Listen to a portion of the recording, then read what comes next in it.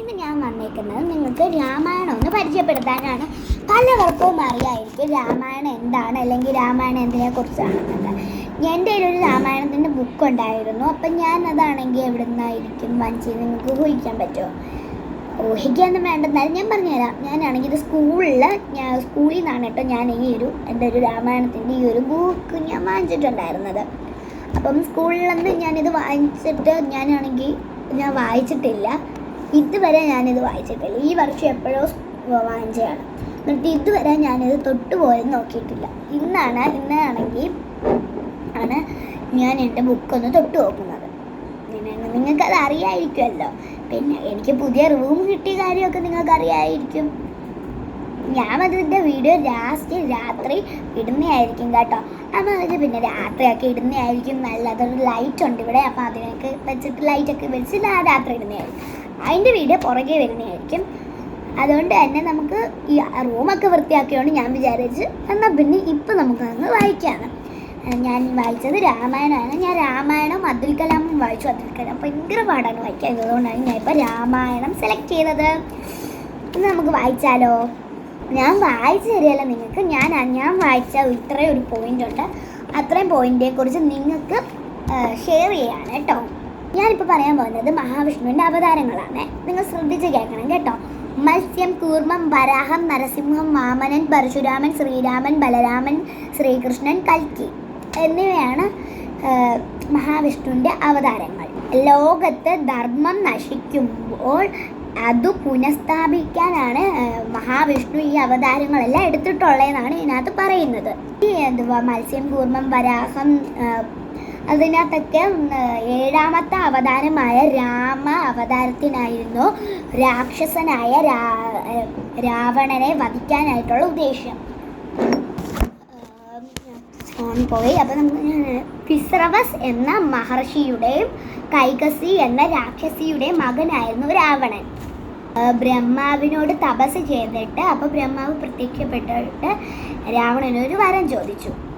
ഞാൻ ദേവന്മാർ, ഗന്ധർവന്മാർ, യക്ഷന്മാർ, അസുരന്മാർ, രാക്ഷസന്മാർ എന്നിവരാൽ വധിക്കപ്പെടില്ല എന്ന് വെച്ചാൽ അവരെ ഇത്രയും പേരുമായിട്ട് ഞാനാണെങ്കിൽ മരിച്ചു പോകരുത്, അല്ലെങ്കിൽ കൊലപ്പെട്ടു പോകരുത്. അതൊക്കെ നമ്മൾ പറയത്തില്ലേ, അങ്ങനെ പോകരുത്. ബ്രഹ്മാവെന്ന് പറഞ്ഞത് അങ്ങനെ സംഭവിക്കട്ടെ. ബ്രഹ്മാവ് വരം നൽകി. രാവണൻ അപ്പം ഋഷികളെയും ബ്രാഹ്മണനെയും അങ്ങനെ എല്ലാവരെയും ഉപദ്രവിക്കാൻ തുടങ്ങി രാവണൻ. അങ്ങനെ ഭൂമിയിൽ എന്തായി? സമാധാനമില്ലാതെയായി. അപ്പോൾ ദുഃഖിതയായി സങ്കടത്തോടെ ഭൂമി ദേവി ആണെങ്കിൽ ദേവന്മാരെ ചെന്ന് കണ്ടു. അപ്പം ദേവന്മാർ ദേവിയെ കൊണ്ട് ബ്രഹ്മാവിനെ അടുത്ത് പോയി. ബ്രഹ്മാവ് അപ്പോൾ ഒരു കാര്യം പറഞ്ഞു. ഞാൻ നിങ്ങൾക്കത് പറഞ്ഞുതരാം. രാവണൻ മനുഷ്യരാൽ വധിക്കപ്പെടരുത് എന്ന് ആവശ്യപ്പെട്ടില്ല. രാവണനാണെങ്കിൽ എല്ലാവരുമായിട്ട് വധിക്കപ്പെടരുതെന്ന് പറഞ്ഞു. പക്ഷേ മനുഷ്യന്മാർക്ക് രാവണനെ എന്ത് ചെയ്യാം? മനുഷ്യന്മാർക്ക് രാവണനെ വധിക്കാം, എന്തെങ്കിൽ കൊല്ലാം. പക്ഷേ അസുരന്മാർ അങ്ങനെ ആരൊക്കെയായിരുന്നു? ഇതിന് ഞാൻ പറയുന്നതിനകത്ത് ആരെങ്കിലും ഉണ്ടോ നിങ്ങൾ നോക്കണം. ഞാൻ ഗന്ധർവന്മാർ, യക്ഷന്മാർ, അസുരന്മാർ, രാക്ഷസന്മാർ എന്നിവരാൽ ഞാൻ വധിക്കപ്പെടരുത്. അതിനകത്ത് നമ്മുടെ മനുഷ്യർ ഉൾപ്പെടുത്തില്ല. അപ്പം മനുഷ്യർക്കാണെങ്കിൽ രാവണനെ വധിക്കാമെന്നാണ്, അല്ലെങ്കിൽ കൊല്ലാമെന്നാണ് ബ്രഹ്മാവ് പറയുന്നത്. അപ്പം മനുഷ്യർക്ക് രാവണനെ വധിക്കാൻ കഴിയുന്നുണ്ട്. നല്ല അല്ലെങ്കിൽ വേണ്ടപ്പെട്ട നടപടികൾ എടുക്കാനായിട്ട് ബ്രഹ്മാവ് പറഞ്ഞു നമുക്ക് പരമശിവനെ പോയി കാണാം, അല്ലെങ്കിൽ ശിവൻ, മഹാദേവൻ, അങ്ങനെ ഒന്നല്ലേ പരമശിവനെ വേറെ നെയ്മി വിളിക്കും. നമുക്ക് പരമശിവൻ തന്നെ പറയാം. പരമശിവനെ ചെന്ന് കാണാമെന്നാണ് ബ്രഹ്മാവ് പറഞ്ഞത്.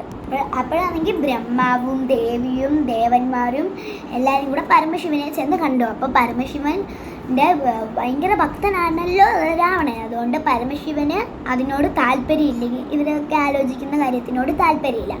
അപ്പം അവരെല്ലാവരും കൂടെ എങ്ങോട്ട് പോയി? മഹാവിഷ്ണുവിനെ ചെന്ന് കാണാൻ പോയി. അപ്പം മഹാവിഷ്ണു പറഞ്ഞു, ഞാൻ വിഷമിക്കാതിരിക്കൂ, ഞാനാണെങ്കിൽ ദശധരൻ്റെ വേഷമെടുത്ത് അവിടെ അവതരിക്കാം, എന്നിട്ട് രാവണനെ വധിക്കാമെന്ന് പറഞ്ഞു. അത് മഹാവിഷ്ണു പറഞ്ഞു. അങ്ങനെ പറഞ്ഞു. അപ്പം ഇത്രയേ ഉള്ളൂ ഈ കഥ. നമ്മൾ കുറച്ച് നേരം കൊണ്ട് ഈ ഫുൾ കഥ പഠിച്ചു കഴിഞ്ഞു. നിങ്ങൾക്ക് കഥ മനസ്സിലായോ? എനിക്ക് അറിഞ്ഞുകൂടാ. ഞാനിങ്ങനെ പറഞ്ഞു തരുന്നതിൽ നിങ്ങൾക്ക് എൻ്റെ കഥ മനസ്സിലായോ എന്ന് എനിക്ക് അറിഞ്ഞുകൂടാ. നല്ലൊരു കുഞ്ഞു കഥ പോലെ നമ്മൾ ഇത്രയും പഠിച്ചു കഴിഞ്ഞു. അപ്പം രാത്രി നമ്മളാണെങ്കിൽ എൻ്റെ റൂമിൻ്റെ വീഡിയോ ഇടുന്നതായിരിക്കും. അപ്പം രാത്രിയിലത്തെ വീഡിയോയ്ക്കായി എല്ലാവരും കാത്തിരുന്നോളൂ. അടുത്തൊരു വിശേഷമായിട്ട് വരുന്നവിടെ എല്ലാവർക്കും ബൈ.